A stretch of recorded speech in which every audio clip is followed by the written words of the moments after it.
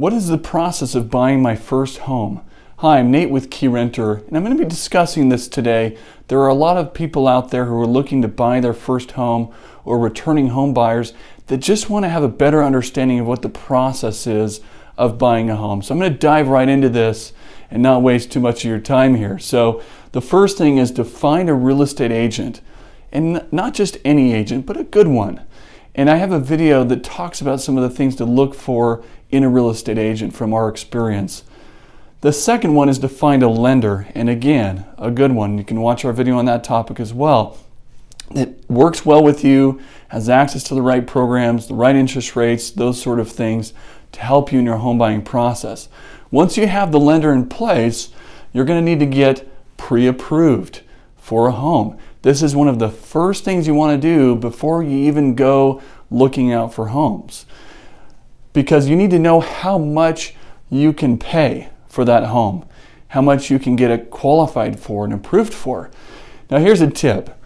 Don't go and buy a home or make offers on homes that are at the very tip-top limit of your approval limit from your lender, because you may find that it's too much for you to really afford at the end of the day.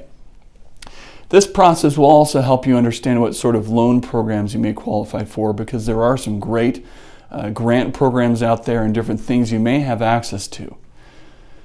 Now with your agent now, define your list of wants, needs, and must-haves. Now this is really important as you're looking at location, style, size, amenities, because what's going to happen is when you're looking at a lot of homes, you want to make sure that you're not wasting your time with homes that don't meet your must-haves and your needs. But there are maybe some things that maybe, hey, it would be really nice if it had this, but there's other things that you say we can't live without this. So you don't want to be looking at homes that don't have your list of must-haves. It's just going to be a waste of time. Now a good real estate agent will help you come up with this list before they show you homes, so that you're not wasting their time and they're not wasting your time, just so that everybody's on the same page. Now we're going to make offers, okay? So the offer is to the seller on a home that you really like, okay? And that offer is on a real estate purchase contract, or a REPC. You may hear that word often, REPC, real estate purchase contract. Now hopefully as you're making the offer, one gets accepted, which means you go under contract as you put earnest money down on that home to buy it, goes under contract, and you enter a period of time which is called due diligence. I'm going to go over a little bit over the timeline here within the contract. We have a due diligence period, which is for the inspection, for you to see if there's anything wrong with the home that you can't live with, where you can ask the seller to fix some things, or you can decide if it's worth it for you to fix it. You'll also be reviewing the seller disclosures, which are disclosures that the seller gives on anything that they're aware of that's wrong with the home. And then deciding if you really want the house. That's really important during this period of time, which is usually 7 to 14 days of deciding if it's really the home for you, okay?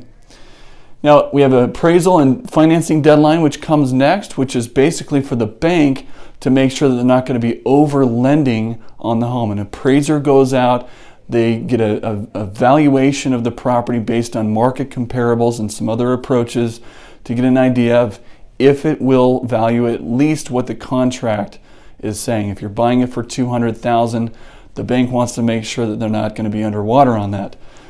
And then we have the financing period as well, where the bank is working with you, or your lender is working with you, to make sure that you can qualify, that they will fund it based on various criteria that your lender will talk to you about. Now then we move towards settlement. Once we've got the appraisal, the financing all squared away, you're going to be going into a title company or an attorney, typically a title company, to sign all the paperwork. Now, if you're getting a loan and you're getting financing, that's going to be a lot of paperwork. Just be prepared with your John Hancock to sign a lot of documents, okay? Funding and recording is next. It's typically a couple days or even a day after settlement that the bank funds it, and it gets recorded with the county that the old owner or the seller is no longer the owner, and it's transferred over into your name. And that's what we call closing. Now what's next? Well, pack your bags because you move in now, okay?